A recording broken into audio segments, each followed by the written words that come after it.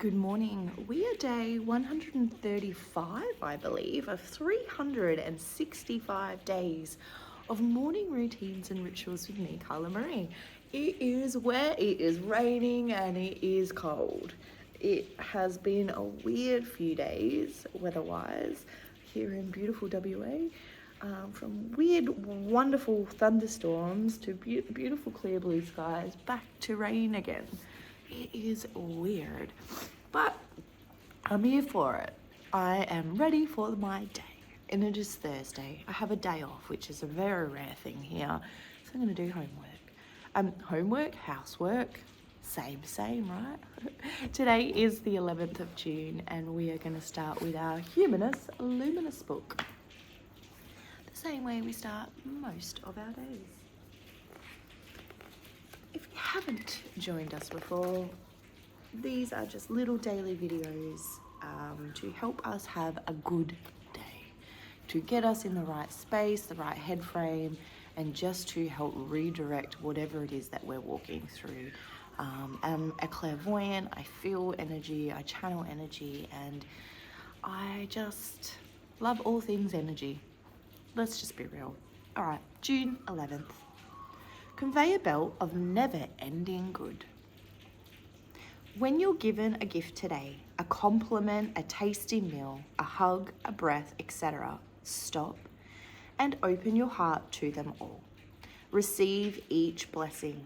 Then, when it's time to release attachment to them, let them go with ease and gratitude, knowing that even if you can't see it or feel it yet, there is always more just around the corner.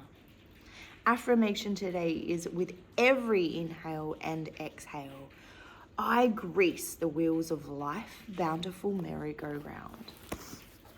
And I feel like I want to pull a card on that. Okay.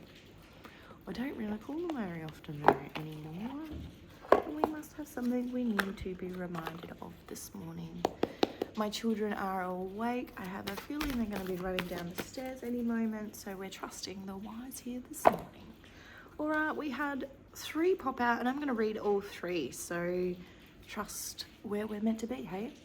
The most powerful law is the universe.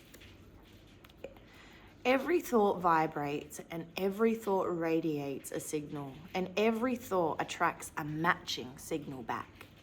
We all call that the process of law of attraction. The law of attraction says that which is like unto itself, it is drawn. We teach this in our self-love course. So I must be selfish enough to align with well-being. If you are not selfish enough to deliberately align with the energy of source, you have nothing to give anyway.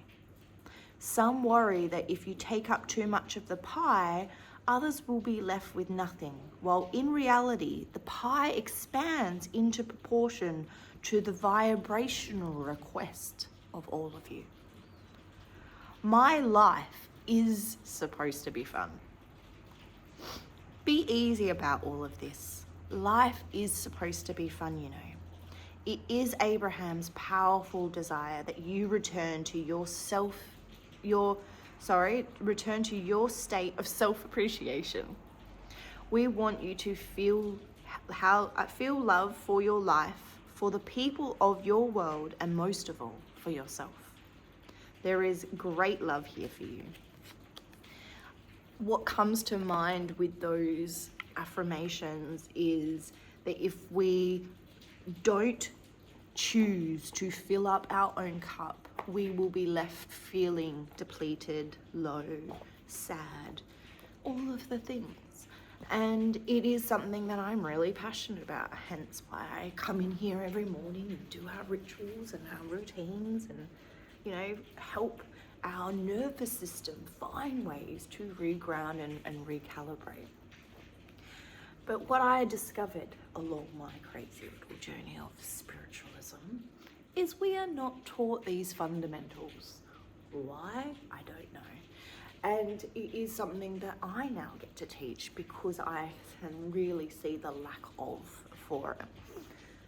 But one of the things that shows up quite a bit within community spaces, and it's not just one or another, and I see this regularly as a clairvoyant.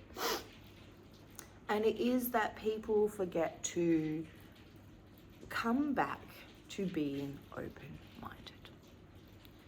And I say this because when we only have perceptions of one view, we then close ourselves off to other possibilities, which is what I notice with some individuals. And what that looks like is if someone suggests to you, have you tried A, B, or C, you shut it down. You're not here to entertain what that might look like. And it is just from that closed lens. And so it's just being very mindful of what our mind shows us. And the reason I say this is because over my studies of doing psychology, counseling stuff, energy, all of this stuff, so all of the things that I've been learning in those spaces over the last 7 years, I'm a book, I like to learn. I have discovered that we don't have any of those tools. We're not taught that our mind can't tell what is right or wrong. We are thrown into the world that is what the truth is, and that's not how the brain or the mind or the body or the soul works together. And we need to come back to understanding those things in order to understand what we actually need fundamentally as a human being. That's my journey, that's my walk, that's my story, because I have a daughter who has bipolar. She was self-harming, she was in the thick of it, and I didn't have the tools to help her, so I had to find them, right? Find them for myself too. Hence why I now teach it. The fundamentals of life, right? But it all comes back to learning and understanding what it is that your mind, your body, your soul, and your energetic field needs on a daily basis. This is exactly why I created my self-love course, to teach the fundamentals, because if you can remove the false beliefs of your mind and go through the stories, you can heal your life. You can change the mind, you can change the narrative, you change the story. And that is where the power is, which is pretty fucking awesome if you ask me. So just have those little things in the back of your mind today, that when you are in your different situations, one, there is no right or wrong. Their view and your view has no validity in it being right or wrong. It just is. Remember that when you're trying to argue a point. They have their view, and it means it could also be right. Different perceptions doesn't mean that the story is real or not. It just is the way we view something. We can all look at the same oil slick mark on the road, right? And we will all look at it in a very different lens. Some of us might see faces or pictures, others of us will just see oil. And so this is where those perceptions really play. And this is where it's important that we have control over our mind and our body and our autonomies to understand what it is that we actually need fundamentally. You know, all the things, right? I love how all of these conversations every morning blend into something a little bit different that the human mind might need.